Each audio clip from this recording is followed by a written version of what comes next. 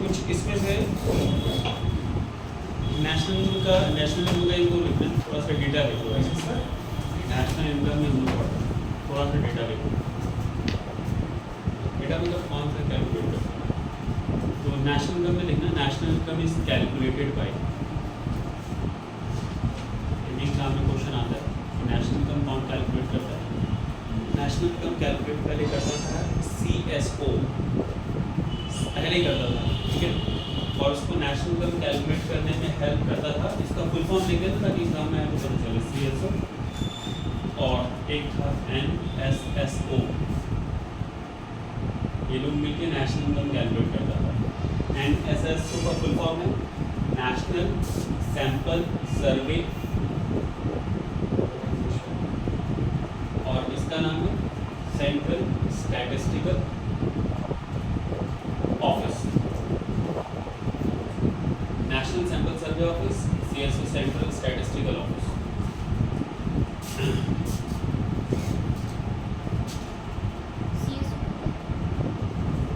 Central statistical office.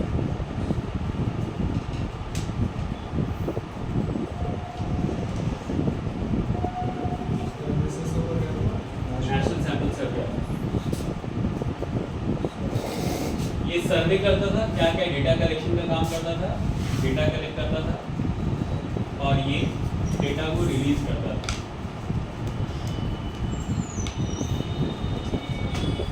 ठीक है। और अगर मिनिस्ट्री पूछे तो मिनिस्ट्री था ministry of statistic and programme implementation. अगर पूछे कि ये नेशनल इनकम काउंटिंग कौन से मिनिस्ट्री के अंदर आता है, तो ministry of statistic and programme implementation, ministry of statistic and programme implementation.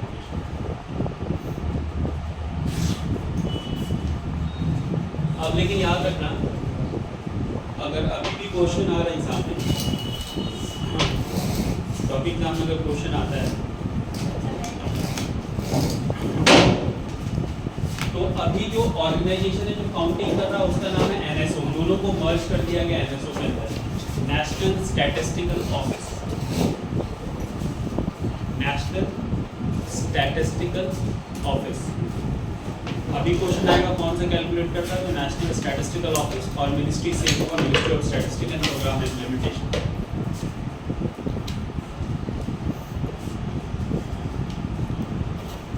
National statistical office, ministry of क्या लिखो, ministry of statistics and programme implementation. ये मिनिस्ट्री ये लोग करता है। हाँ, मिनिस्ट्री तो पहले से, मिनिस्ट्री चेंज नहीं होगा, डिपार्टमेंट चेंज कर दिया, हो गया।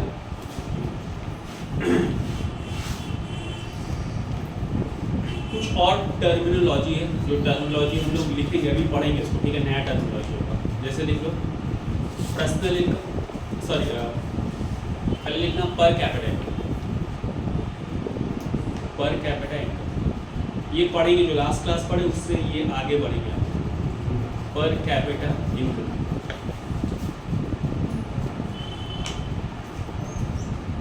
उसके बाद लिखना फैक्टर इनकम, उसके बाद लिखना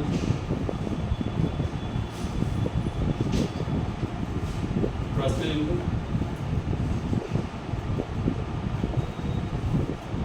उसके बाद लिखना डिस्पोजेबल इनकम,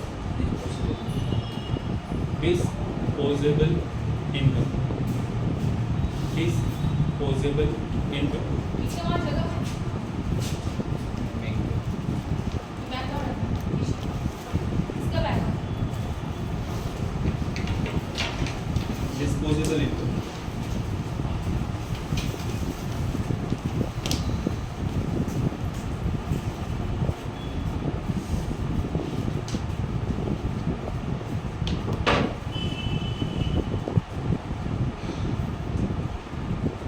ठीक है, तो ये हम लोग का हो गया। अभी इसको हम लोग करेंगे, लेकिन जो हम लोग लास्ट क्लास में पढ़े थे उसको भी थोड़ा रिवाइज कर लेते हैं ताकि ये पता चले क्या हुआ था। तो हम लोग स्टार्ट किए थे किससे, क्या क्या लिखे थे, बट टर्म बताओ स्टार्टिंग। पहला स्टार्टिंग की जीडीपी लिखे, और उसके बाद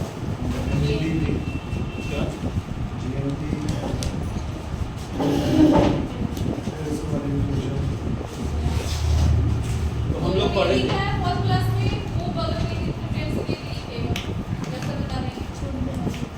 चलो तो हम लोग थोड़ा सा जस्ट शुरू से इंट्रोडक्शन में मेरे क्या पढ़े थे। तो हम लोग पढ़ रहे थे नेशनल इनकम, इसका डेफिनेशन ऑलरेडी लिखा हुआ है, तुम लोग देख लेना। ठीक है, नेशनल इनकम का मतलब बता रहे, दोबारा बता रहे तुम लोग, all final goods and services produce in a year related to a country, its total market value is called national income. ठीक है, एक साल के अंदर एक देश में जितना भी गुड्स एंड सर्विसेज प्रोड्यूस हो रहा है उसका टोटल मार्केट वैल्यू अगर हम लोग निकाल देंगे तो वही हमारा देश का नेशनल इनकम हो जाएगा। ठीक है, तो नेशनल इनकम का मतलब ये कॉन्सेप्ट मत रखना कि कितना पैसा हम कमा रहे हैं, पैसा कमाई पे कुछ नहीं हो रहा है, ये किस पे हो रहा है, प्रोडक्शन के ऊपर हो रहा है एक साल में। जैसे मान लो सपोज करो एग्जांपल है कि ये चेयर प्रोड्यूस किए थे हम लोग 1 अप्रैल को प्रोड्यूस किए थे और हम लोग काउंटिंग करें 31 मार्च तक। ये पता है ना सबको फाइनेंशियल ईयर होता है 1 अप्रैल से 31 मार्च। तो चेयर का प्रोडक्शन हुआ था 1 अप्रैल को, तो याद रखना चेयर का काम खत्म हो चुका है, कहाँ तक, यहाँ तक खत्म हो चुका है। लेकिन क्या चेयर ये खत्म हो गया, ये तो चलता रहेगा।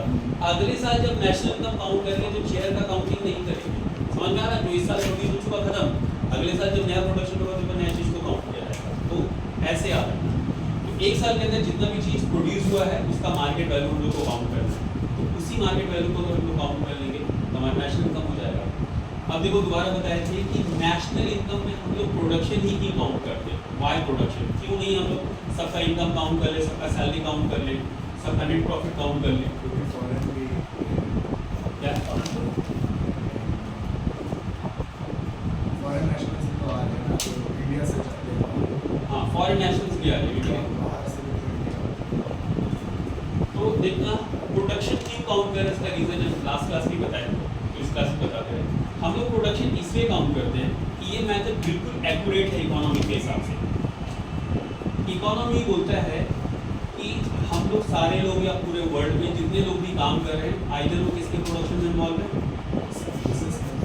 गुड्स। तीसरा हमारे पास कोई काम नहीं है, आइदर प्रोडक्शन कर रहे सर्विसेज या गुड्स।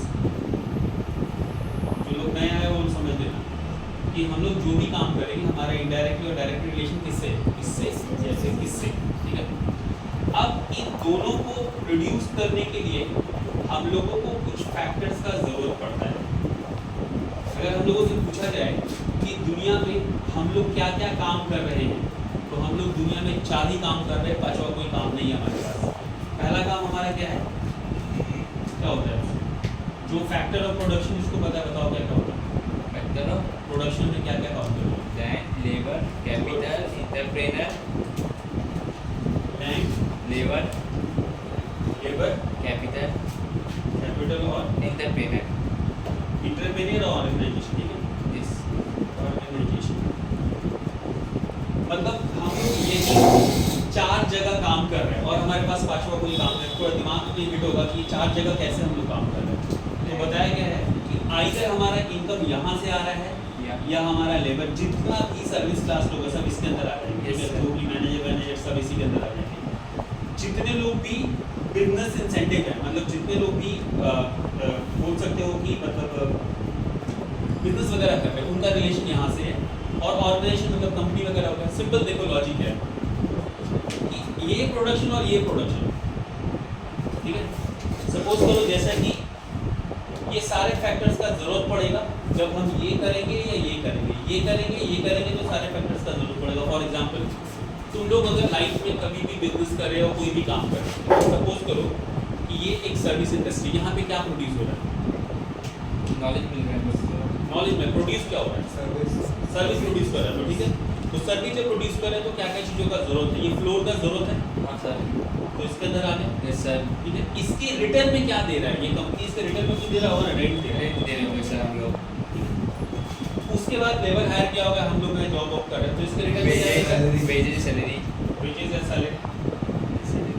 ये कंपनी है तो इसने ये सब चलाने के लिए कैपिटल लगाया होगा ना। Yes sir. अपना कैपिटल होगा या बैंक से लोन, कहीं से भी लोन किया होगा। Interest. इसका लिए क्या देगा? इंटरेस्ट। इंटरेस्ट। और ये जो सब काम हो रहा है किसके अंडर हो रहा है? किसी ऑर्गेनाइजेशन के अंदर, उसका नाम है एविएशन। प्रॉफिट। तो ये क्या लेगा? प्रॉफिट। प्रॉफिट लेगा। तो अब देखो, अब तुम अगर फार्मिंग कर रहे हो तो तुम इसके अंदर आ गए। Yes. तुम अगर जॉब कर रहे हो तो किसके अंदर आ गए? इसके वेजेस अंदर आ में चला गए। गया। अगर तुम बैंक, इंश्योरेंस ये सब का काम करो तो तुम कहाँ आ गए? इसके इसके अंदर अंदर आ गया। और अगर बिजनेसमैन हो तो Profit. किसके अंदर आ गए? प्रॉफिट के अंदर आ गए। इसी चीज़ों को ऐड कर देंगे तो फैक्टर ऑफ प्रोडक्शन होगा, ठीक है। तो अगर हम लोग कोई भी चीज़ प्रोड्यूस कर रहे हैं तो हम लोग को क्या क्या फैक्टर का जरूरत होगा? सारे फैक्टर का जरूरत होगा। क्लियर? ठीक है।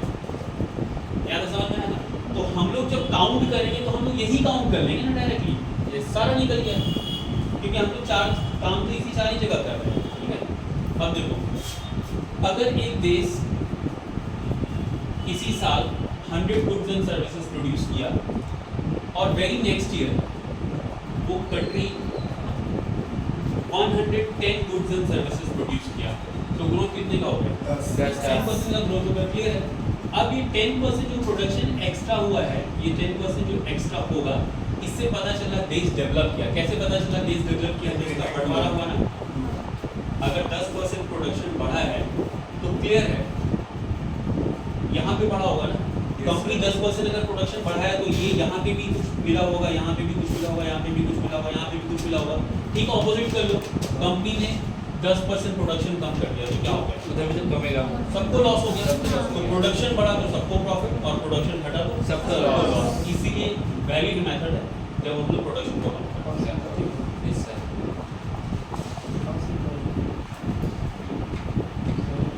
और जब हम लोग नेशनल इनकम पढ़े थे तो नेशनल इनकम में हम बताए थे कि अभी चल रहा है ग्लोबलाइजेशन। ग्लोबलाइजेशन इसका मतलब हो रहा है कि हम लोग दो तरह से काम कर रहे हैं।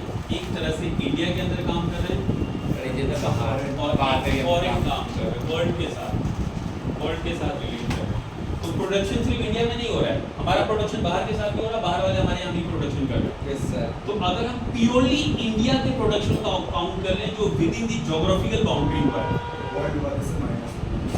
With in boundary boundary geographical boundary, ये जीडीपी हमारे देश के अंदर जो भी हो रहा है उसको तो क्या बोलेंगे? जीडीपी। ठीक है, हम हमारे देश के अंदर जो भी हो रहा है जीडीपी।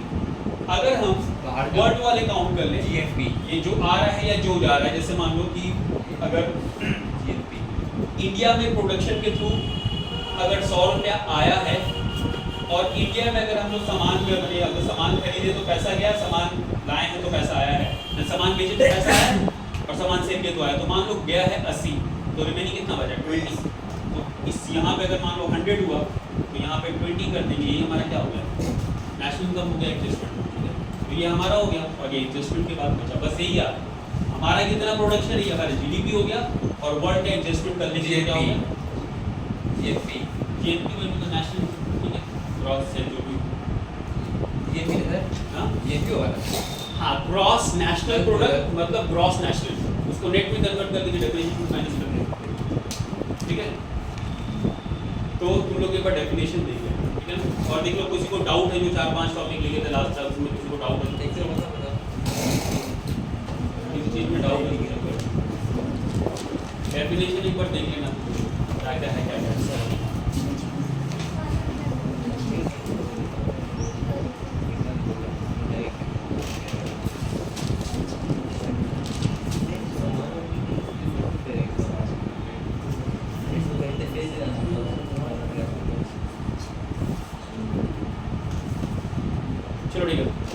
हो गया। अच्छा देखो लास्ट में जो हम लोग पॉइंट लिखे, लास्ट क्लास के लास्ट में जो पॉइंट लिखे, इन्फ्लेशन इन्फ्लेशन लिखे थे, क्या पढ़ क्या लिखे थे? बस बेस ईयर खाली बेस ईयर हो तो मतलब उसको नेशनल इनकम के कैलकुलेशन। लास्ट पॉइंट क्या लिखो? एनएनपी। जी एनएनपी कैसे निकला था बताओ? GNP minus depreciation GNP minus depreciation NNP. अच्छा मतलब एनएनपी जो निकला वो क्या निकला? मार्केट प्राइस निकला या फैक्टर प्राइस निकला? Factor price, factor price, market price. Market price. Market price तो नेशनल इनकम काउंट करता है। अगर हम लोग को पूछा जाए एग्जाम में क्वेश्चन आ जाए कि अच्छा ठीक है national income eight factor price, तो नेशनल इनकम फैक्टर प्राइस भी होता है पर काउंटिंग नहीं, पर एग्जाम में क्वेश्चन देता है। तो अब पर हम लोग को समझना है कि जितना भी हम लोग निकालें सब मार्केट प्राइस पर है, इन सब का फैक्टर प्राइस निकल सकता है। तो एग्जाम में कंफ्यूज कर सकता है, मार्केट से फैक्टर, फैक्टर से मार्केट ऐसा दे सकता है। तो एक ही बताएंगे वो सारा चीज़ में वही अप्लाई हो जाएगा। तो अब लिखो एनएनपी एट फैक्टर, एक लिखो बाकी सब में अप्लाई कर देना। NNP eight factor, NNP net national product F,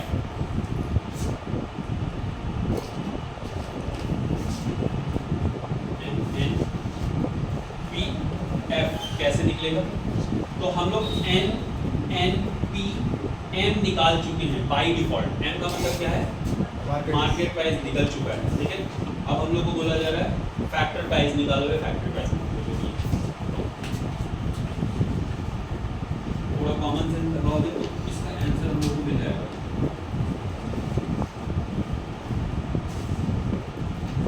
एक हो गया फैक्ट्री और एक हो गया मार्केट। तो सिंपल है, फैक्ट्री से सामान मार्केट में पहुंच चुका है, ये प्राइस हम लोग निकाल चुके हैं। तो कॉमन सेंस सोचो कि जब अब हम लोग को बैक बोला जा रहा है, बैक आने के लिए अब मार्केट निकल है तो फैक्ट्री के अंदर आना होगा, तो माइनस करना होगा प्लस करना होगा। माइनस क्या माइनस करना? ट्रांसपोर्टेशन वगैरह, ट्रांसपोर्टेशन और सर्विस के अंदर हम लोग काउंट कर चुके हैं। ट्रांसपोर्टेशन कोई स्पेसिफिक नहीं है, सर्विस के अंदर काउंट चुका है। हम लोग फॉर्मूलाज के साथ डील करेंगे। Minus taxes. अच्छा यहाँ से जब यहाँ गए तो टैक्सेस लगा है कि नहीं लगा? कौन सा टैक्सेस लगा? डायरेक्ट या indirect? Indirect tax. Direct tax तब लगेगा जब बीके का प्रॉफिट Indirect होगा। tax। इनडायरेक्ट टैक्स लगा है तो जब हम बैक जाएंगे तो माइनस कर देंगे, तो इनडायरेक्ट टैक्स माइनस हो जाएगा। और एक टर्म यूज करते हैं जिसको हम लोग बोलते हैं सब्सिडी। सब्सिडी मतलब क्या होता है बताओ? छूट मिल रहा किसी भी चीज़ में छूट मिला। गवर्नमेंट बहुत सारी चीज़, जैसे कि फार्मर्स को गवर्नमेंट छूट देता है सब, जैसे कि फर्टिलाइजर वगैरह में छूट मिलता है, फूड प्रोडक्ट्स पे भी तो मिलता है, फूड प्रोडक्ट को भी मिलता है। गैस सिलेंडर्स वगैरह सब। तो इसको भी थोड़ा समझ लो। सपोज करो कि एक किलो यूरिया का दाम है 500, 1 kg यूरिया जो होता है वो एक तरह का फर्टिलाइजर है यूरिया, ठीक है। 1 kg यूरिया इक्वल टू 500, इसका दाम है मार्केट प्राइस है 500, लेकिन गवर्नमेंट क्या कर रहा है, इसको बोल रहा है कि ये फार्मर्स खरीदेगा, इसीलिए गवर्नमेंट इसको 400 में बेच रहा है। तो इस प्राइस को क्या बोलेंगे? Factory tax, subsidy price. Market price तो ये हो गया, पर गवर्नमेंट 100 रुपये खुद बियर कर ले रहा है और 400 रुपये में हम लोग को मिल जा रहा है, ठीक है। तो अभी लॉजिक समझना कि जब हम लोग मार्केट से फैक्ट्री की तरफ जा रहे हैं तो जो गवर्नमेंट छूट दे रहा है उसको हम प्लस करेंगे माइनस करेंगे? सर प्लस करेंगे। फैक्ट्री से मार्केट की तरफ जा रहे हैं हम लोग, फैक्ट्री से सॉरी मार्केट से फैक्ट्री की तरफ आ रहे सर हैं, प्लस ही करेंगे। फैक्ट्री की तरफ आ रहे हैं, ठीक है। तो हम लोग मार्केट में थे, मार्केट से माइनस करके फैक्ट्री की तरफ जा रहे हैं, तो सब्सिडी ऐड होगा। सब्सिडी क्या होगा? ऐड होगा। और जब हम लोगों से पूछा जाएगा कि फैक्ट्री से मार्केट की तरफ जाना है तो क्या करेंगे? माइनस लेस करेंगे। फिर समझ में आया? तो मार्केट प्राइस में सब्सिडी क्या होगा? प्लस होगा। हाँ, प्लस सब्सिडी क्या होगा? होगा। मार्केट प्राइस में सब्सिडी प्लस होगा माइनस होगा? माइनस होगा। माइनस होगा। पर फैक्ट्री प्राइस में क्या होगा? ठीक है, तो यही चाहिए मैथ का भी फॉर्मूला। तो याद रखिए जब हम लोग फैक्टर प्राइस निकालेंगे तो सब्सिडी प्लस होगा और जब मार्केट प्राइस निकालेंगे तो सब्सिडी माइनस होगा। क्लियर हो गया? एक बता दिए, अब तुम लोग को 2 दे रहे, 2 तुम लोग खुद बताओ। देखो तो एक ही बताओ, 2 क्या बताओ? जीडीपी हम लोग निकाले मार्केट प्राइस पे ही निकाले, ठीक है, जो निकला वो मार्केट प्राइस में निकला। जीडीपी एट फैक्टर प्राइस निकालो, दिमाग लगा के निकालो।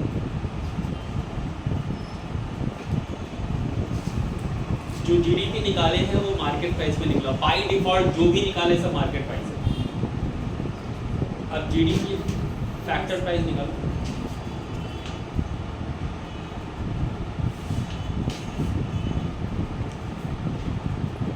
जीडीपी फैक्टर प्राइस कैसे निकलेगा?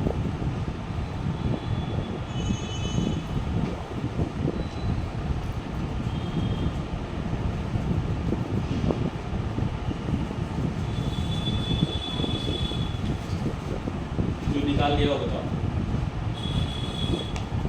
फैक्टर प्राइस है। हाँ, इंडायरेक्ट माइनस Depreciation होगा, add कर देंगे। Depreciation minus indirect minus subsidy price.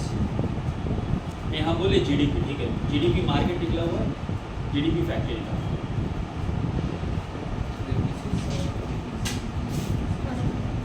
अरे वही तो होगा ना, वही होगा ना, उसमें क्या करना है? ये तो हम लोग निकाल चुके थे ना, तो यही निकाल रहे थे, तो इसमें कुछ एक्स्ट्रा कुछ किए क्या? ये माइनस किए, ये प्लस कर दिए, तो यहाँ पे भी वही होगा ना। हम लोग जीडीपी फैक्टर निकाल रहे हैं ना, तो जीडीपी मार्केट निकला हुआ है माइनस, सेम ही हो जाएगा ना, अलग से थोड़ी ना। एक ही तो फॉर्मूला है, इसमें डेफिनेशन कहाँ से ला रहे हैं? अब हम लोग तो पूछेंगे जीएमपी फैक्टर निकालो, तो कैसे निकलेगा जीएमपी फैक्टर? सेम होगा। GMP market minus indirect tax plus subsidy, ठीक है।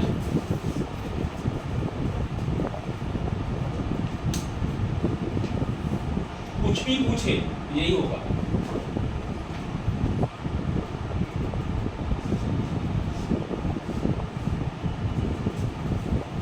चलो ये बताओ, ठीक है। एनपी मार्केट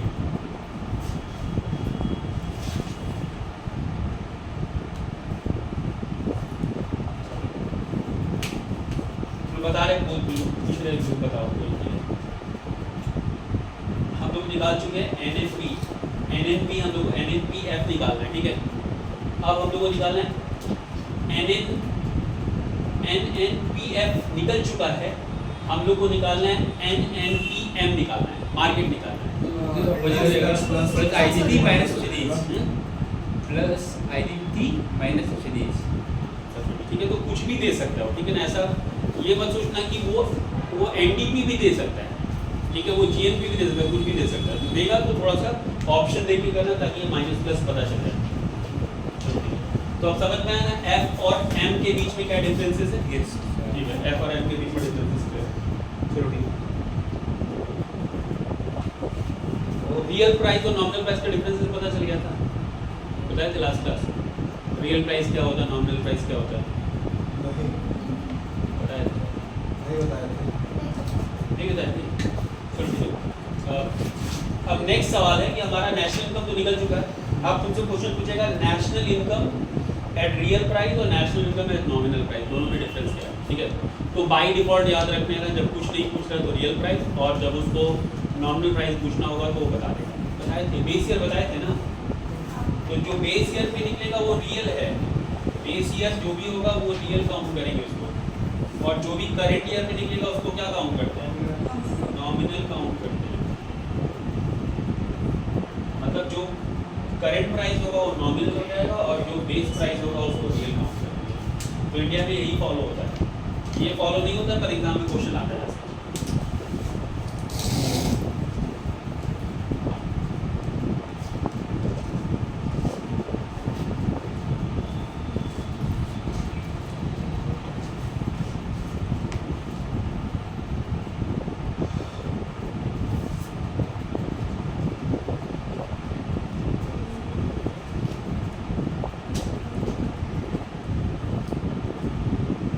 तो ठीक है, पर्सनल इनकम लिखो नेक्स्ट। अच्छा, पर कैपिटल लिखो। हाँ, पर कैपिटा लिखो। हाँ अच्छा पर कैपिटा लिखो फिर उसके बाद पर्सनल लिखो। पहले पर्सनल है पर कैपिटा है। पर कैपिटा हाँ पहले पर कैपिटा ठीक है। पर कैपिटा कैसे निकालेंगे?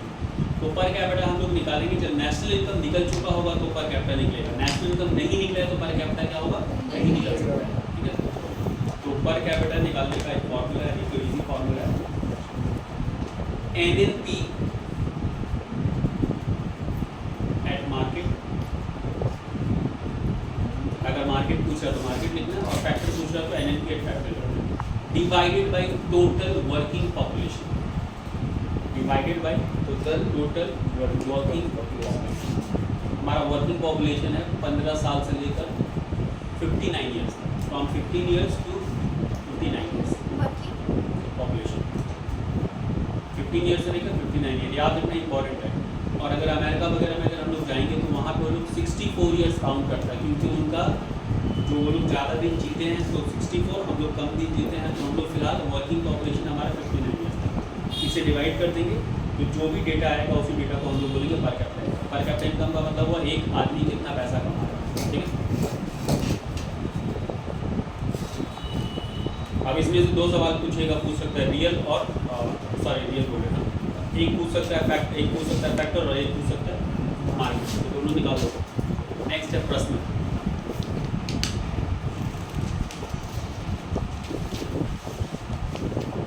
अच्छा एक क्वेश्चन बताओ, अगर एग्जाम में क्वेश्चन पूछ रहा है कि नेशन का एक्चुअल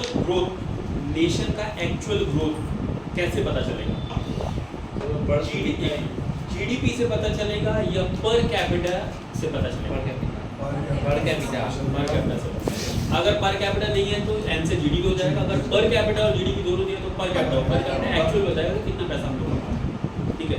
तो एक्चुअल ग्रोथ डिसाइड करता है actual growth of a country per capita.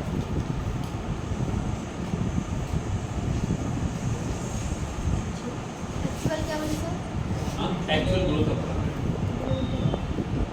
एक देश ग्रो कर रहा है कि नहीं कर रहा है इससे पता चलेगा।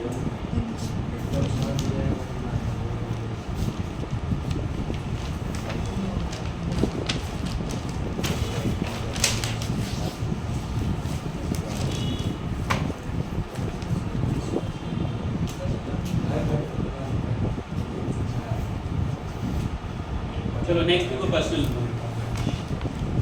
पर्सनल इनकम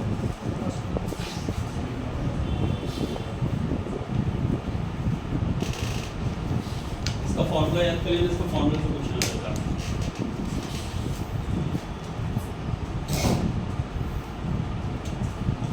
देखो जो हमारा नेशनल इनकम निकला है इसके अंदर बहुत कुछ एडजस्टमेंट अभी बचा हुआ है।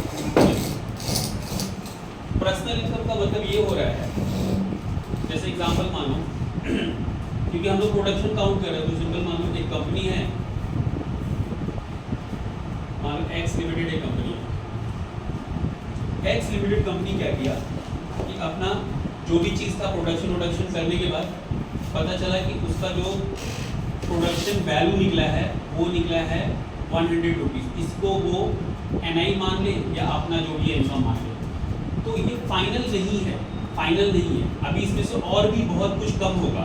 जो कम होने के बाद जो बचेगा उसको हम लोग बोलेंगे पर्सनल इनकम। तो फिलहाल उसी चीज़ को एडजस्टमेंट करना है पर्सनल में लाने के लिए। सारा टैक्सेस वगैरह काट करके हाँ टैक्सेस, सारा टैक्सेस नहीं, मतलब जो टैक्सेस देना हाँ जो देना है ठीक है। तो अगर हम लोग को लिखना है पर्सनल इनकम तो फॉर्मूला लिखो पर्सनल इनकम, फॉर्मूला से ही क्वेश्चन आता है ठीक है। हम लोग निकाल चुके हैं NNP एट मार्केट, ये निकाल चुके हैं ना हम लोग NNP एट मार्केट। अब बताओ कंपनी जब प्रोडक्शन किया है 100 रुपये वैल्यूएशन का, तो इसमें अभी कॉर्पोरेट टैक्स देना बाकी है। कॉर्पोरेट टैक्स समझते हो क्या होता है? बिजनेस करते तो हम लोग को टैक्स देना होता है, तो लिखो minus corporate tax, corporate tax ठीक है। उसके बाद इसी में से कंपनी क्या करता है, कुछ रिजर्व करता है फ्यूचर के लिए रिजर्व करता है कि ताकि कोई भी इमरजेंसी वगैरह आए, तो जिसको हम लोग बोलते हैं रिजर्व या अनडिस्ट्रीब्यूटेड प्रॉफिट भी लिख सकते हो। रिजर्व और अनडिस्ट्रीब्यूटेड प्रॉफिट, रिजर्व और अनडिस्ट्रीब्यूटेड प्रॉफिट, रिजर्व और undistributed profit. Minus social welfare. Social welfare वो कंपनी को क्या करना पड़ा, CSR में पैसा देना पड़ता है। CSR समझ लो, कॉर्पोरेट सोशल रिस्पॉन्सिबिलिटी, कुछ दान मान देना पड़ता है उसको, ठीक है। तो CSR भी इसमें से माइनस कर देंगे और CSR जब माइनस हो जाएगा तो एक चीज बचेगा जो होता है ट्रांसफर ऑफ पेमेंट, या प्लस कर दो उसको, transfer of payment plus transfer of payment. Transfer क्या होता है, जैसे कंपनी के सेंस में, नेशन के सेंस में, दोनों सेंस में समझ वही ना, जैसे अमेरिकन जो बाहर काम कर रहे हैं वो अपनी तरतीब में अपने पैसा भेज रहे हैं। जैसे मान लो कंपनी के टर्म्स में क्या हो गया, तो कंपनी मान लो क्या किया, कंपनी एक अच्छा कंपनी रन कर रहा है और कंपनी अपना टाइमली अपना जो भी है पेमेंट कर दे रहा है, तो गवर्नमेंट क्या किया, इसको 10 रुपये टैक्स में छूट दे दिया। तो टैक्स में अगर 10 रुपये छूट दिया तो उसके लिए प्लस हो गया, ठीक है। अब कंट्री के जब मैं बात कर दूँ कि जैसे इंडिया के अंदर अगर फ्लड वगैरह आ रहा है तो बाहर से पैसा आ रहा है, डोनेशन वगैरह आ रहा है, और बाहर में भी जब फ्लड वगैरह आ रहा है तो इंडिया भी कुछ कॉन्ट्रीब्यूट करता है। तो दोनों को माइनस प्लस करने के बाद जो बचता है उसी को प्लस करने के लिए, तो ट्रांसफर ऑफ पेमेंट का मतलब क्या होगा, तो बाहर से पैसा, ठीक है, वो ट्रांसफर ऑफ पेमेंट, तो ट्रांसफर ऑफ पेमेंट प्लस हो जाएगा। और ये जो निकलेगा ये क्या हो जाएगा हमारा पर्सनल इनकम। लास्ट बचा हुआ लिख लो disposable income, disposable income.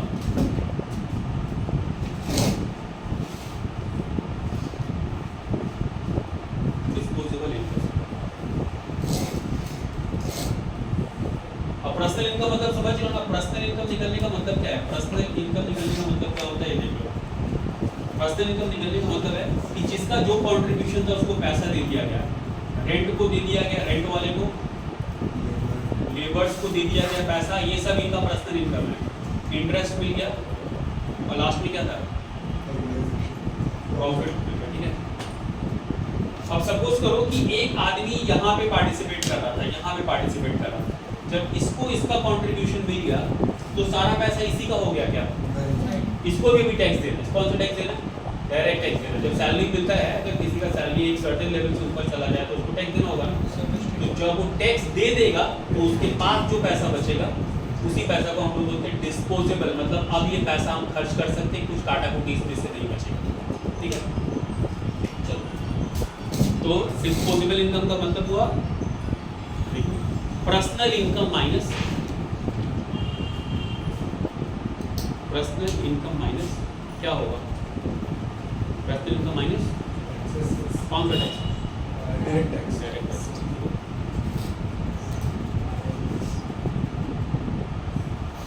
Sir up to 6 lakh अभी 12 लाख हो गया, मतलब 12 लाख भी तुम्हारा मतलब इनकम है तो टैक्स नहीं है। सर वो तो 60,000 का रिडक्शन हो जाएगा अंडर सेक्शन 6। ठीक है? तो देखो एक लेवल समझ लो, नेशनल इनकम जो निकला था वो क्या था, प्रोडक्शन था, क्लियर है। पर्सनल इनकम जो निकला वो क्या था, सर्विस। पर्सनल इनकम जो निकला वो क्या था, पर्सनल इनकम जो निकला, पर्सनल में समझ रहे हो, इसका पर्सनल, इसका पर्सनल, इसका पर्सनल, इसका पर्सनल, मतलब कंट्रीब्यूशन जो था वो बांट दिया गया, कंट्रीब्यूशन जो था दे दिया गया। सर्विस सर्विस बोलोगे तो प्रोडक्शन बोलना पड़ेगा। और तीसरा जो निकला क्या निकला हमारा, डिस्पोजेबल। डिस्पोजेबल का मतलब होता है अपना इंडिविजुअल हो गया जो इनकम टैक्स माइनस करने के बाद, तो अब ये जो पैसा बचा अब इंसान खर्च कर सकता है, इसमें कुछ काटा कुटी नहीं होगा, माइनस प्लस नहीं होगा। हाँ इनडायरेक्ट टैक्स लगेगा पर डायरेक्ट टैक्स नहीं लगेगा उसमें। तो हम लोग बहुत सारा टैक्सेस दे रहे हैं, ठीक है, मतलब इंडियन आदमी ऑलमोस्ट हमको तो सबसे ज़्यादा टैक्सेस पे करता है। एक बार रिवीजन कर लो, देख लो इसमें कोई डाउट है कि नहीं।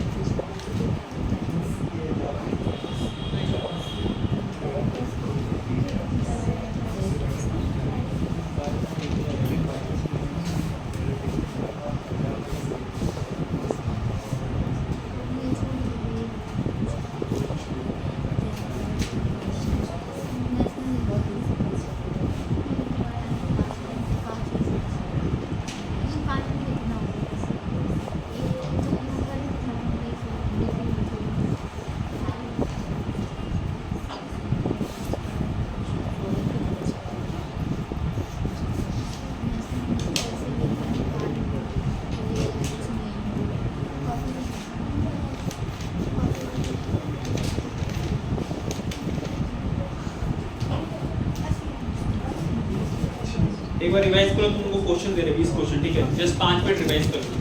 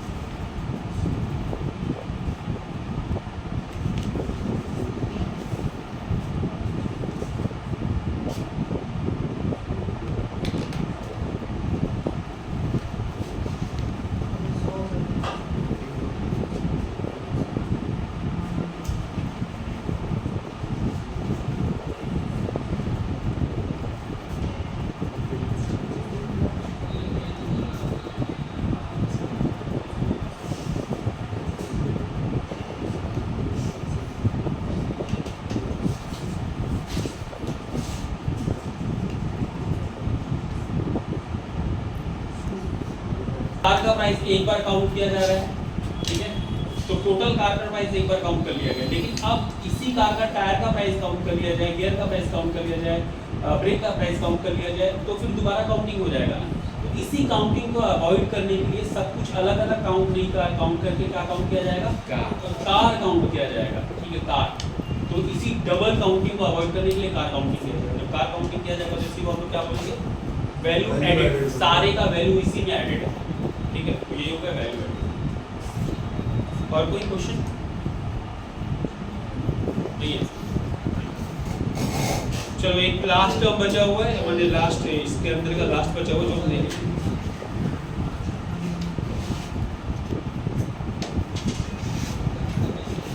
देखो मेथड ऑफ, ये लास्ट है, ठीक है, इसका national method of calculating national method इसकी प्रोग्रेस कोई तीन तरह से वैल्यू एडेड मेथड, हाँ, इनकम मेथड, एक्सपेंडिचर मेथड। हाँ, value added method, income method, हाँ, एक्सपेंडिचर मेथड, ताकि ये समझ में आ जाए कि क्या है। एक क्वेश्चन दिया था उसको, तो प्रोडक्शन एक मेथड होता है हम लोगों के पास, प्रोडक्शन और वैल्यू एडेड, याद रखना वैल्यू एडेड, इसी प्रोडक्शन को वैल्यू एडेड मेथड। हाँ सर। उसके बाद होता है इनकम मेथड। इनकम को डिस्ट्रीब्यूशन भी बोल सकते हो। हाँ सर। और एक होता है एक्सपेंडिचर एक्सपेंडिचर मेथड, और इसको कंजम्पशन भी बोल सकते हो। Consumption method. ये तीनों तरीके से तो नेशनल का निकाल सकते हैं, ठीक है, और तीनों ही लॉजिकली राइट है। हाँ, तो इंडिया फॉलो करता है, देखो इसको फॉलो करता है। कैसे फॉलो करता है, तो हम गुड्स प्लस सर्विसेज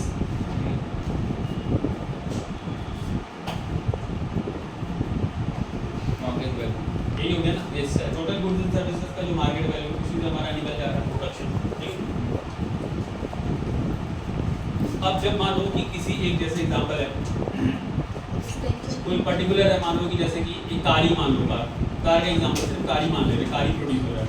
तो अगर मान लो कि कार का प्राइस 100 रुपया है, तो ये हम लोग निकाल दिए, तो इंडिया का नेशनल इनकम कितना हो गया? सपोज करो एक ही चीज़ प्रोड्यूस हुआ, एक कार प्रोड्यूस हुआ, एक कार का प्राइस 100 रुपया, तो उसका मार्केट वैल्यू निकाल दी, तो मार्केट वैल्यू निकाली तो हमारा प्राइस कितना होगा? 100 रुपये। ये हमारा नेशनल इनकम है, ठीक है। अब ये जब निकल चुका है तो ये कौन से मेथड में निकला हुआ? वैल्यू एडिड, प्रोडक्शन में काउंट करें तो ये निकल गया। लेकिन अब हमको देखना है कि अगर हम इनकम मेथड में जाएं तो इनकम मेथड में डेटा कैसे ट्रांसफर होगा। तो अब इसको प्रोड्यूस करने के लिए फैक्टर्स का जरूरत पड़ा है। फैक्टर्स क्या क्या? लैंड को क्या मिला है? रेंट, वही चीज।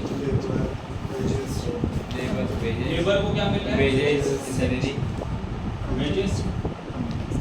कैपिटल को क्या मिल रहा है? इंटरेस्ट। और ऑर्गेनाइजेशन को क्या मिल रहा है? प्रॉफिट मिल रहा है। तो क्लियर है ना, ये 100 प्रोडक्शन हुआ इनके हेल्प से हुआ, समझ में आ रहा है ना? Yes sir. तो इसको क्या कर दिया गया? तो इसलिए इसका नाम क्या पड़ेगा? डिस्ट्रीब्यूशन मेथड, ठीक है। अब बोला गया है कि कंजम्पशन मेथड। कंजम्पशन मेथड ये हो रहा है कि सिंपल एक देश ये काउंट कर रहा है कि एक साल में मेरा कितना खर्चा हुआ है और कितना इन्वेस्टमेंट और सेविंग हुआ है। अगर दोनों को ऐड कर लेंगे तो वो निकल जाएगा, सेविंग प्लस एक्सपेंडिचर। मैंने लॉजिक से हो गया। हाँ ठीक है, एक्सपेंडिचर। तो अब बताओ कि तुमको अगर कभी भी इनकम हो किसी का, तुम लोगों का सैलरी वैल्यू मिले तो दो ही काम करोगे ना, तीसरा काम कुछ नहीं करोगे। एक आइदर बैंक में रखोगे, इन्वेस्टमेंट करोगे, और क्या करोगे? एक्सपेंडिचर, खर्च करोगे। तो इस आदमी को जब पैसा मिला है तो आदमी क्या काम किया है? यही दोनों किया। ये आदमी क्या किया? दोनों किया। ये किया, दोनों किया। और ये आदमी क्या किया? दोनों किया। तो लॉजिकली ये भी राइट है, ये भी राइट है, और ये भी रहे, ये भी अपने अपने हिसाब से टेक्निकली मतलब कॉन्सेप्चुअली भी राइट है। अब अगर एग्जाम में क्वेश्चन आए कि इंडिया कौन सा मेथड फॉलो करता है, डायरेक्ट ऑप्शन में रहे तो ये कर देना, ये कर देना। और अगर ऐसा क्वेश्चन रहे ये ऑप्शन भी, ये ऑप्शन भी है और ये ऑप्शन भी, नीचे दिया ऑल ऑफ दीज, तो ऑल ऑफ दीज कर दो, क्योंकि फैक्टर को भी तो काउंट किए ना हम लोग। हाँ, और एक्सपेंडिचर को भी तो काउंट कर रहे हैं हम लोग, टैक्सेस वगैरह लेकर। इंडिया होगा तो वैल्यू। अगर इंडिविजुअल पूछे वन एक सिंगल ऑप्शन है तो ये कर लेना, अगर ऑल दिया हुआ ऑप्शन तो ऑल में ऑल कर। बस मुझे फिलहाल इतना ही, और देखो डाउट हो इससे ज़्यादा क्वेश्चन नहीं आएगा।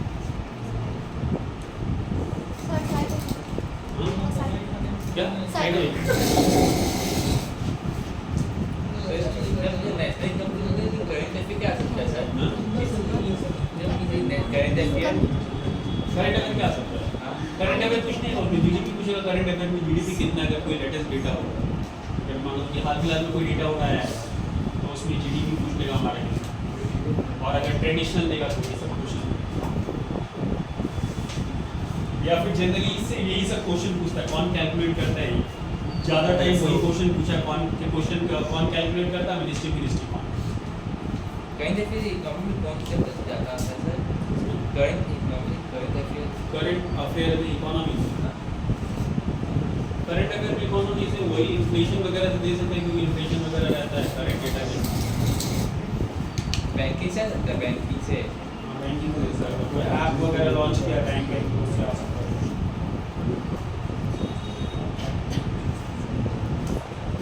हो गया ये वाला? यस सर, क्लियर है? इसमें तो कोई डाउट है किसी का?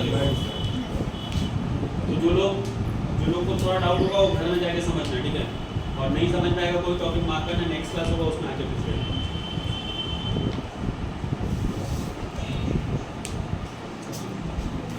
चलो कुछ एक काम करो, स्टैटिक कुछ लिखो, कुछ स्टैटिक लिखो, ठीक है? तो हो गया चैप्टर कंप्लीट हो गया, बड़ा चैप्टर इकोनॉमिक्स के अंदर कुछ स्टैटिक, ठीक है?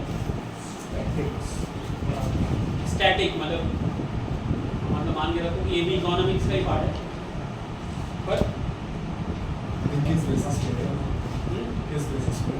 ये इकोनॉमिक्स का चैप्टर है, बोल सकते हो प्रोडक्शन चैप्टर है। एक आध क्वेश्चन ऐसे आ जाता है।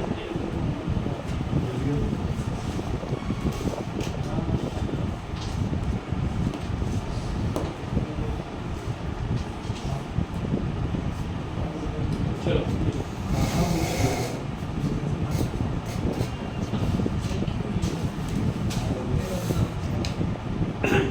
कुछ पहले लिखो क्रॉप, ठीक है, highest crop producing states of India, highest crop producing state of India. तो लोग ऐसे जीके में टेस्ट हो जाए, crop producing state of India.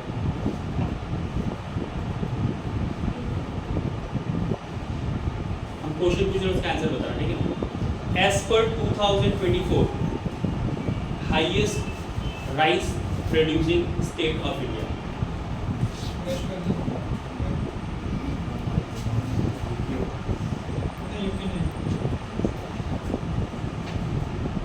बताओ बताओ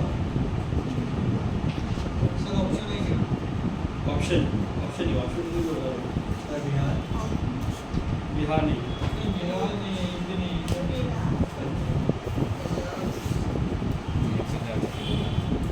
क्या होगा? हम 2024 बोले, ठीक है, इसीलिए 2024।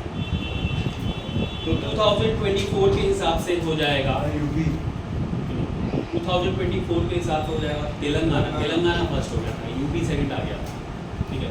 जबकि ये बचपन से हम लोग पढ़े हैं कि राइस प्रोड्यूसिंग में नंबर 1 कौन है? वेस्ट बंगाल। वेस्ट बंगाल। तो इसलिए क्वेश्चन इंपॉर्टेंट है, क्योंकि कभी भी क्वेश्चन आएगा तो हम लोग आंख बंद करके किसको मार देंगे? वेस्ट बंगाल को मार देंगे। पर चेंज होते रहता है, चेंज होने पे क्वेश्चन देने का चांस है, ठीक है। तो 2024 के हिसाब से कौन हो जाएगा? तेलंगाना, लेकिन उसके बाद से वेस्ट बंगाल ही होगा। तेलंगाना फर्स्ट है, सेकंड होगा उस समय तेलंगाना वेस्ट बंगाल तुम्हारा यूपी सेकंड हो गया था और वेस्ट बंगाल थर्ड हो गया था, लेकिन फिर अभी यूपी सेकंड हो गया और वेस्ट बंगाल फर्स्ट हो गया। तेलंगाना थर्ड। सर लेकिन ऑनलाइन तो शो करता है कि यूपी है, उसको फॉलोड बाय तेलंगाना और वेस्ट बंगाल है। देखो ये डेटा कहाँ का है? किस साल का डेटा दिखा रहा है? 2024-25 24 किसका डेटा है? ये तो आइडिया नहीं है। मतलब वही चीज़ है, मैंने थोड़ा सा एक्चुअली देखो क्वेश्चन आया क्यों? क्वेश्चन अगर वेस्ट बंगाल होता तो क्वेश्चन नहीं आता, डेटा चेंज हुआ ना इसलिए क्वेश्चन नहीं। एग्रीकल्चर फार्मिंग रिपोर्ट होता है ना, उसके हिसाब से डेटा, ठीक है। चलो तो फिलहाल अभी देख लो राइस में वेस्ट बंगाल है, ठीक है ना, अभी के हिसाब से राइस में, इसीलिए तो क्रॉस डाले थे 24 में। वीट का हाईएस्ट प्रोड्यूसर कौन है?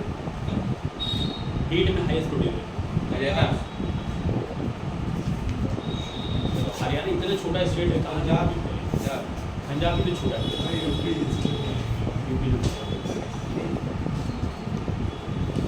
अगर पूछे पर मतलब पूछे एरिया वाइज, छोटे एरिया में ज़्यादा प्रोडक्शन कौन करता तो पंजाब करता, ठीक है। एरिया वाइज पंजाब, ओवरऑल में यूपी।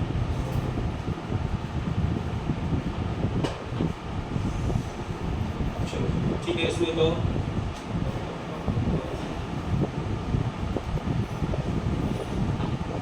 स्पाइसेस में नंबर 1 कौन है? केरला। स्पाइसेस मतलब कोई एक दो मसाला नहीं, ओवरऑल मसाला है, ओवरऑल नहीं केरला नहीं कर्नाटका, कर्नाटका भी नहीं। और बताओ वेस्ट बंगाल ही आ रहा है। वेस्ट बंगाल भी नहीं है। सर नॉर्दर्न स्टेट्स है कि सदर्न स्टेट्स है? Northern state UK. UP northern state UP north में कब से आ जाएगा? यूपी कहाँ पर? नॉर्थ ही में है ना। सर वो तो सेंट्रल पे आ जाएगा ना, नॉर्थ कैसे हम लोग बोल सकते मैंने अब मान लो उसके बाद विंध्या के बाद उनको नॉर्थ ही चला गया। चलो महाराष्ट्र भी नहीं है, उड़ीसा भी नहीं है, तेलंगाना भी नहीं है, आंध्र प्रदेश भी नहीं है। Highest producer Madhya Pradesh. इतना क्लू देने के बाद हाँ कुछ क्लू मिला, बस इतना मेरा नॉर्दर्न है। चलो ठीक है। सोयाबीन इजी है, मध्य प्रदेश निकलो है, कॉमन है, क्वेश्चन आते रहता है। सोयाबीन मध्य प्रदेश।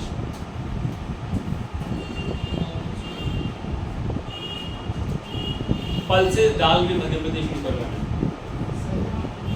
दाल पल्सेस से दाल सर ये 2024 का रिपोर्ट है तो नहीं, ये 2024 नहीं, अभी 2025 का रिपोर्ट है। 24 का वो तो 24 क्वेश्चन आया था इसमें।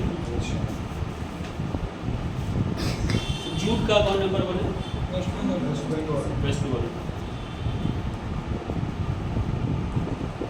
कॉफी में नंबर 1 कौन है? कॉफी में कर्नाटक।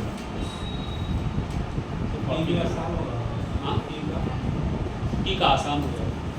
आसाम फिर वेस्टर्न लोग हाजरी आराम मिलता है। कॉटन, कॉटन में दो ही है, इधर ये होगा इधर होगा, महाराष्ट्र या गुजरात? तो गुजरात, महाराष्ट्र से महाराष्ट्र या Gujarat? Gujarat, second marks.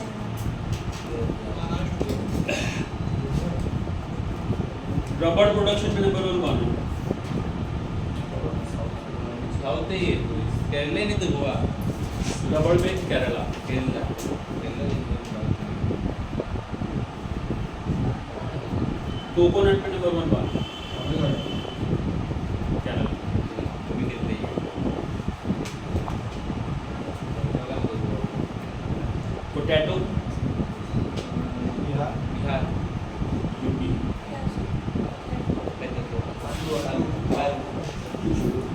Sugar cane, UP,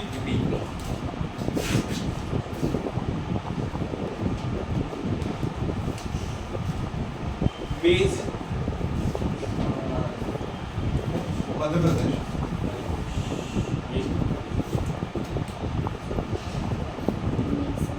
groundnut, Bihar, ये ग्राउंडनट से क्वेश्चन आता है गुजरात में, groundnut Gujarat.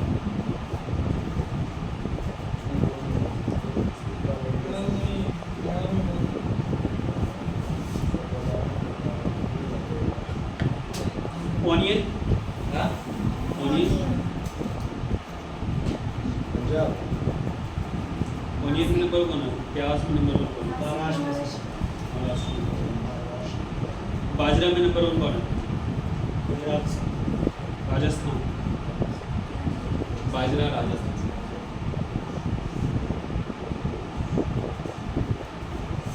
Tobacco, tobacco, tobacco,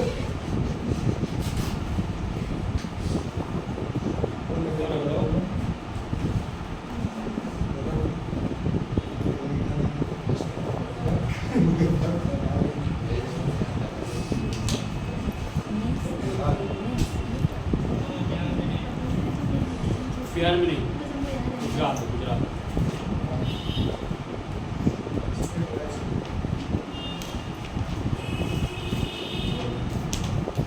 fish, fish नहीं, फिश मछली। फिश में याद रखना दो तरह का फिश होता है, एक होता है कोस्टल जो समुद्र में मिलता है और एक होता है इनलैंड जो नदी वगैरह में मिलता है। तो दोनों से क्वेश्चन पूछता है। तो अगर कोस्टल पूछे तो कोस्टल में नंबर 1 कौन हो जाएगा? सबसे ज़्यादा फिश कहाँ होगा? कोस्टल एरिया मतलब ओशन के हिसाब से। यूपी, यूपी, आंध्र प्रदेश, हाँ, केरला हो जाएगा, केरला। और अगर इंग्लैंड पूछे तो इंग्लैंड आ रहा है आंध्र प्रदेश, नदी होती है।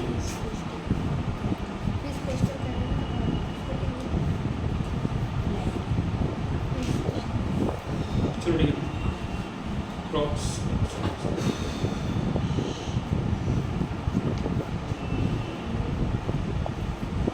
कुछ मेटल्स का नाम लिखो, मेटल्स, मेटल। तो मैं इसका पाया कुछ कुछ जो है फेमस जो हाईएस्ट प्रोड्यूसर उसमें आयरन ओर बताओ कहाँ मिलता है सबसे ज़्यादा? आयरन ओर सबसे ज़्यादा किस स्टेट में मिलता है?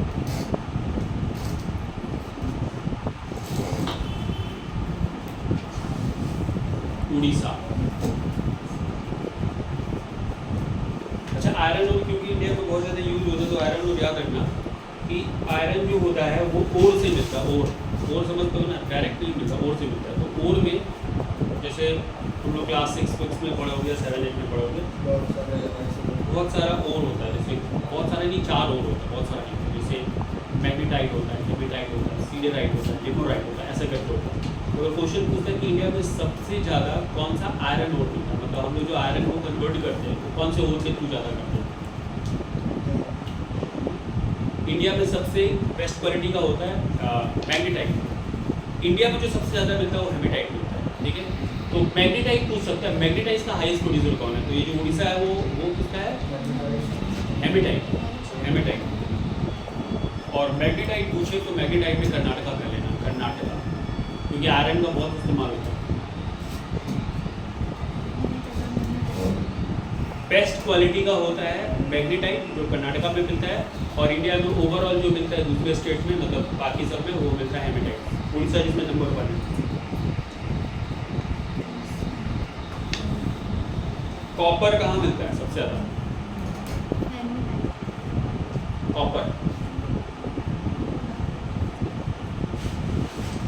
कॉपर मिलता है मध्य प्रदेश।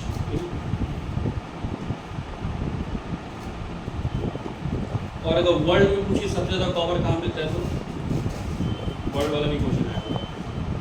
सबसे ज़्यादा कॉपर कहाँ मिलता है वर्ल्ड में?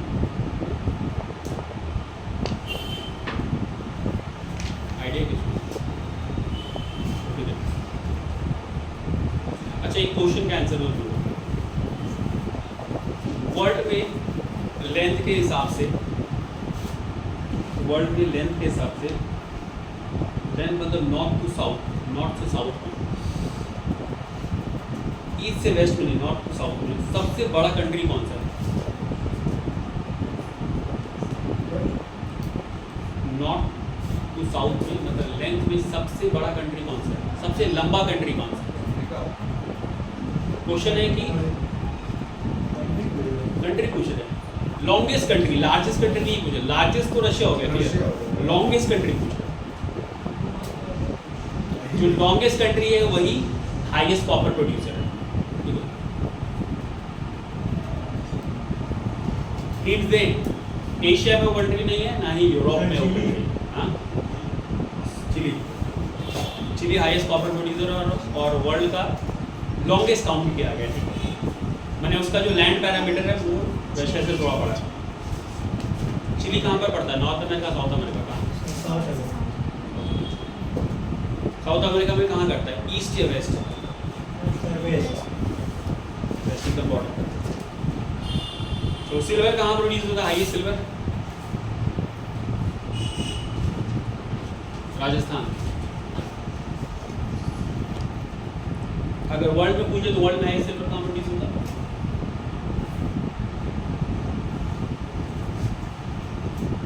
वर्ल्ड में कहाँ हुआ हाईएस्ट सिल्वर प्रोड्यूस? ये ऑड है बहुत, ठीक है। चलो, नॉर्थ अमेरिकन कंट्री बताओ। नॉर्थ अमेरिका में कोई देश है जो हाईएस्ट सिल्वर प्रोड्यूस करता है?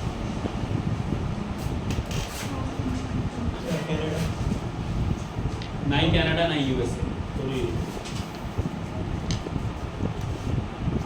मैक्सिको।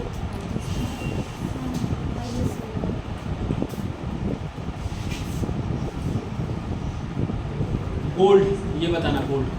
बिहार, हाँ, Bihar, UP, gold Bihar, UP, Karnataka, Karnataka.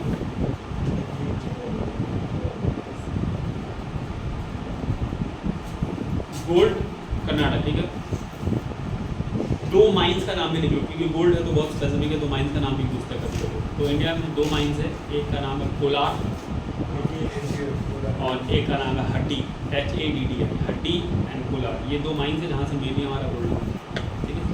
और बहुत बार ऐसा इन्फॉर्मेशन मिला, वो सही बोला बिहार का नाम, ऐसा बहुत बार इन्फॉर्मेशन मिला है कि बिहार और यूपी में एक एक जगह है जो फेमस है, लेकिन आज तक उसमें कुछ निकला नहीं। जितने बार भी एक्सपेक्टेशन किया गया वो गलत हो गया। एक है जमुई बिहार में, और यूपी में एक जगह सोनभद्र। ऐसा एक्सपेक्टेशन यहाँ पे सोना मिलेगा, पर जितने बार प्रोडिक्शन हो कुछ भी नहीं मिला। चलो, तो क्या अभी हम लोग लिए गोल्ड। वर्ल्ड में हाईएस्ट गोल्ड प्रोड्यूसर कौन है? ये क्वेश्चन बहुत बार आया। अफ्रीका था, अफ्रीका में क्या नाम? Johannesburg. Johannesburg gold city. Highest producer कौन है? दुबई। पेट्रोलियम देती है। चलो, हाईएस्ट प्रोड्यूसर चाइना।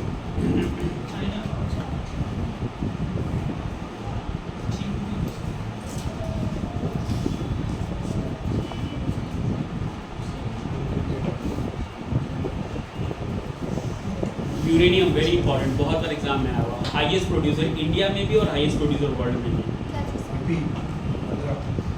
यूरेनियम। हाँ, आंध्र प्रदेश इंडिया में नंबर 1 है। पहले ये था झारखंड था, जादूगोड़ा, अभी हो चुका आंध्र प्रदेश। आंध्र प्रदेश सबसे ज़्यादा यूरेनियम प्रोड्यूस करता है इंडिया के अंदर, और वर्ल्ड में सबसे ज़्यादा यूरेनियम कौन प्रोड्यूस करता है?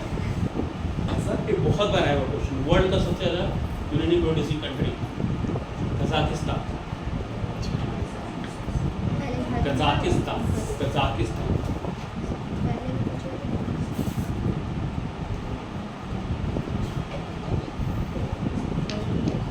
सर वर्ड का क्या बोले?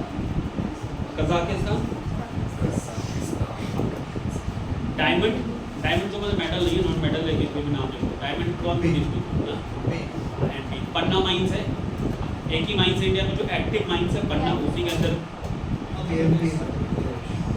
पन्ना के अंदर ही ये मिलता है डायमंड मिलता है। और वर्ल्ड में सबसे ज़्यादा प्रोड्यूसर कौन है डायमंड का? रशिया।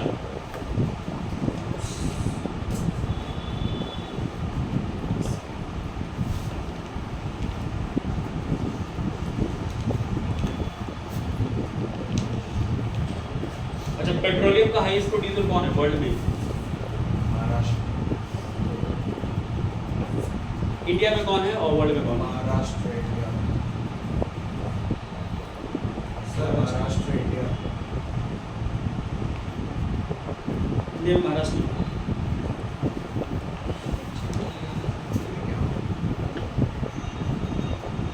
वर्ल्ड में बताओ। सऊदी अरब। सऊदी अरब बहुत पहले चेंज हो गया, 2 साल पहले चेंज हुआ। Iran.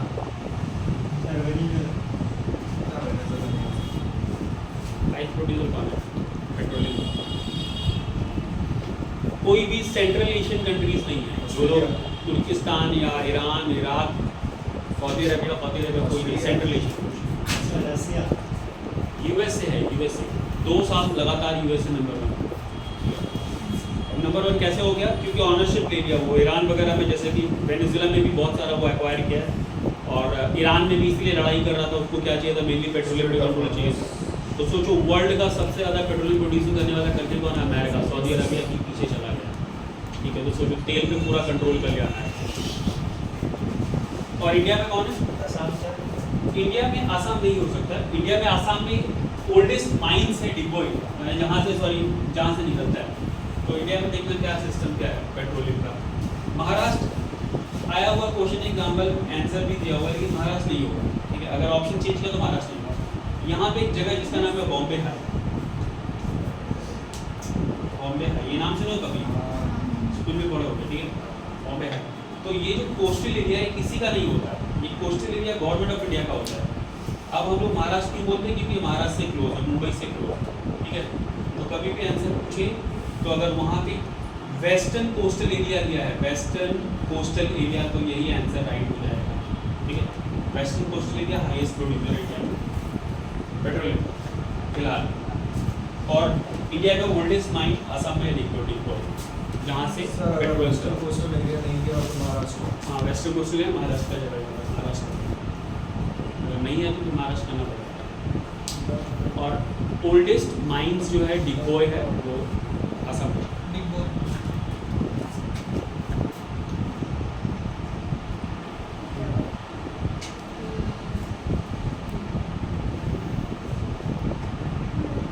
Highest coal producing country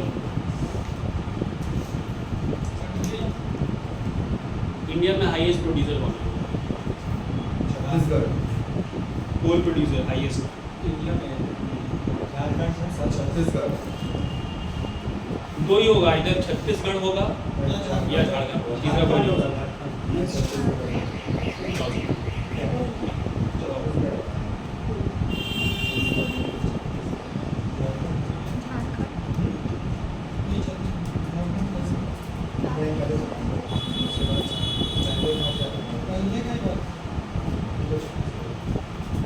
sir country highest कौन सा? हाईएस्ट प्रोड्यूसिंग कोल में कंट्री कौन सा? चाइना।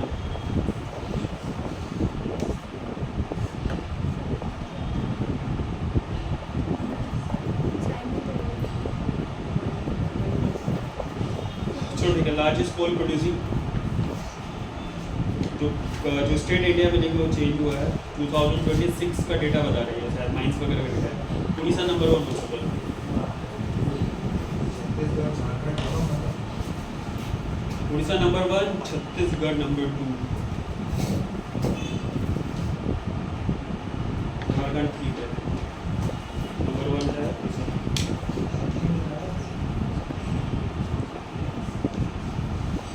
चाइना याद रखना वर्ल्ड में नंबर 1।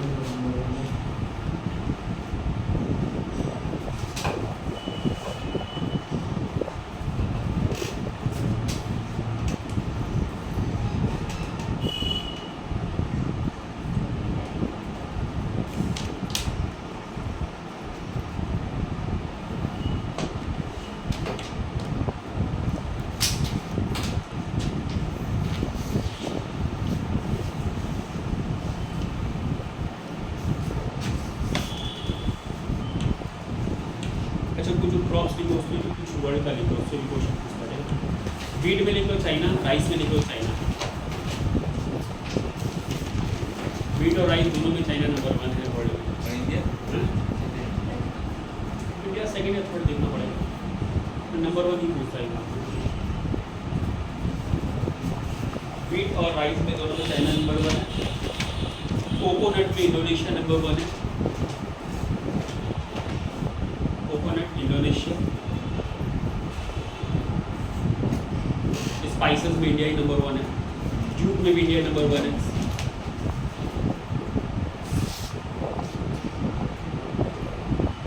पल्सेस में इंडिया नंबर 1 है।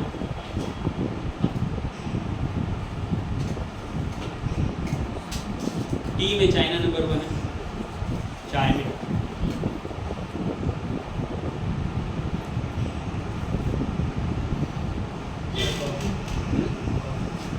कॉफी में ब्राजील नंबर 1 है।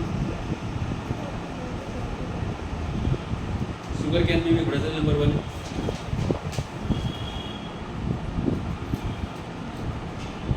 रबड़ में थाईलैंड नंबर 1 है।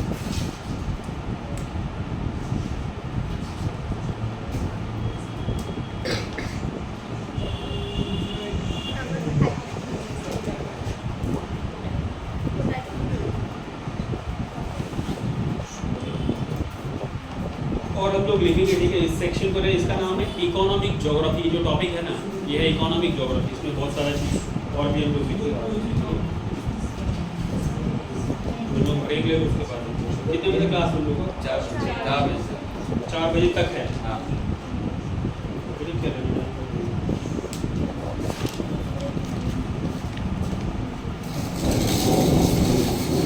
चलो अब कुछ क्वेश्चन पूछो, उसके आंसर ट्राई करो। जरूरत होगा लिख लेना, नहीं जरूरत होगा छोड़ देना। अच्छा बताओ, इंडिया में हाईएस्ट एटॉमिक एनर्जी कौन सा स्टेट प्रोड्यूस करता है? हाईएस्ट एटॉमिक एनर्जी पता ना, इलेक्ट्रिसिटी पैदा करने के लिए एटॉम का इस्तेमाल होता है, बॉम्ब। ठीक है, क्या नाम है उसका जगह का? कुंदाकुलम। हाईएस्ट, सबसे ज़्यादा कैपेसिटी है प्रोड्यूस करने का एटॉमिक एनर्जी। विंड एनर्जी समझ तो, विंड सबसे ज़्यादा कौन प्रोड्यूस करता है? विंड एनर्जी सबसे ज़्यादा प्रोड्यूस करता है तमिलनाडु। सोलर एनर्जी सबसे ज़्यादा कौन प्रोड्यूस करता है? राजस्थान।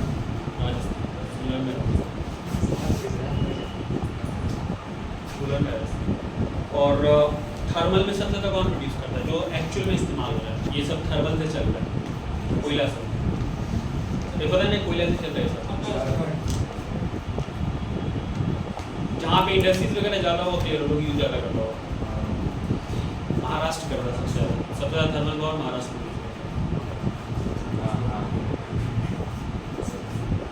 और हाइडल पावर सबसे ज़्यादा कहाँ प्रोड्यूस होता है?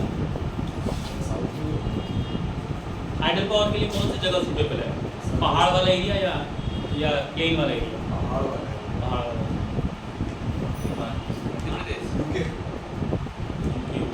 हिमाचल प्रदेश। हिमाचल प्रदेश।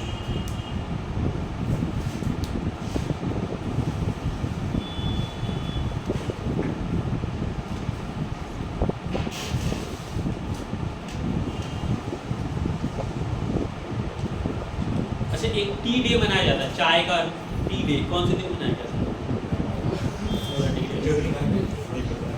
रिसेंटली ऐड हुआ था।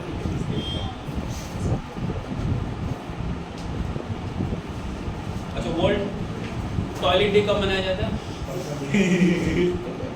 माने ये हम इसलिए बोले कि जो यूनिक होगा ना और जो लेटेस्टली ऐड हुआ होगा, जो नया ऐड वही एग्जाम में पूछेगा। कॉमन नहीं पूछेगा ज़्यादातर, कॉमन नहीं आता है। तो शायद मेरे वर्ल्ड टॉयलेट डे मनाया जाता है 18 नवंबर को, और टी डे मनाया जाता है 21 मई। शायद एक बार चेक करो, चाय वाला का मनाया मोदी को वो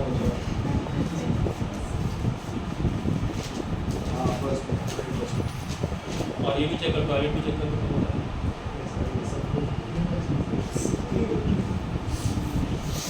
19 नवंबर 19 नवंबर 18 नवंबर को 19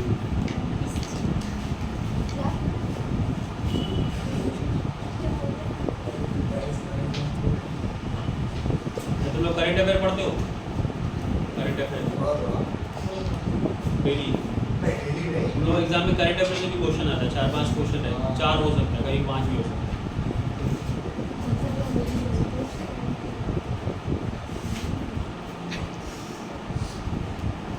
चलो बताओ कि प्राइम मिनिस्टर मोदी जी का लास्ट विजिट कहाँ हुआ था, कौन से देश में हुआ था? सबसे लास्ट डे का दौरा कौन से देश का हुआ था? ऑस्ट्रेलिया के बाद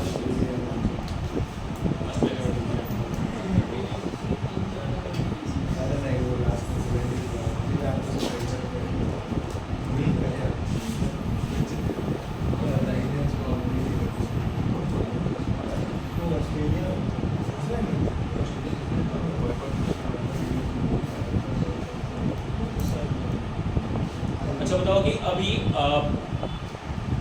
women's T20 cricket world cup कौन जीता? कौन सा देश जीता? इंडिया ना इंडिया वुमेन्स में क्या कहानी है? ऑस्ट्रेलिया ऑस्ट्रेलिया जी। क्रिकेट में इंटरेस्ट नहीं है और याद है 7 टाइम 7वीं बार जीत चुका है। और बताओ अभी फुटबॉल वर्ल्ड कप हुआ था, हाँ। किसको मिला? स्पेन। स्पेन। स्पेन को मिला। मैंने उसमें हाई स्कोरर कौन था, गोल कौन मारा? गोल्डन बॉल अवार्ड मिलता है ना, golden boot golden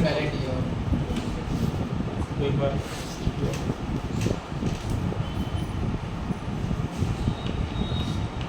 yoga day कब मनाया गया था?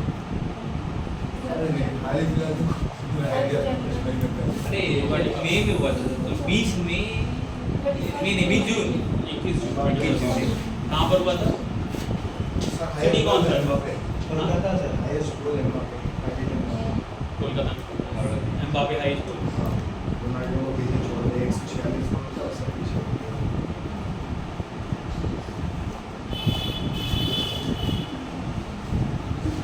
अच्छा बताओ इंडिया का फोटो वेस्ट बंगाल का गवर्नर किसको बनाएगा? कोई 4 महीने हो गए, कौन है वेस्ट बंगाल गवर्नर?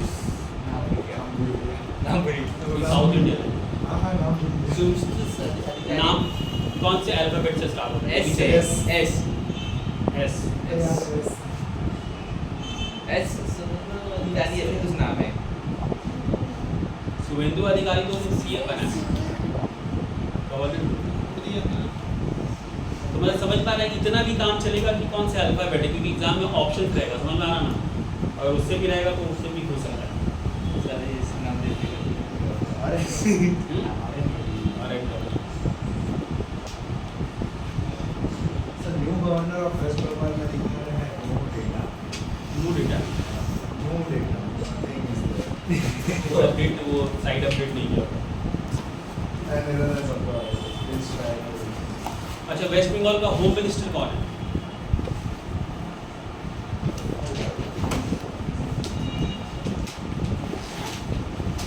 कौन है वेस्ट बंगाल का होम?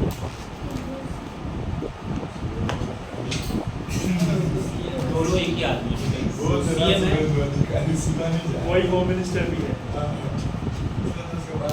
और इंडिया का एजुकेशन मिनिस्टर कौन है?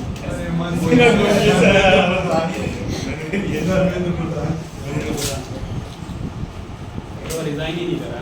तो वो तो बोल रहा नीट का पेपर लीक हुआ, इसमें मेरी क्या गलती? ये ऐसा सवाल ऐसा हरकत करेगा तो लेकिन सोचो कि एक आदमी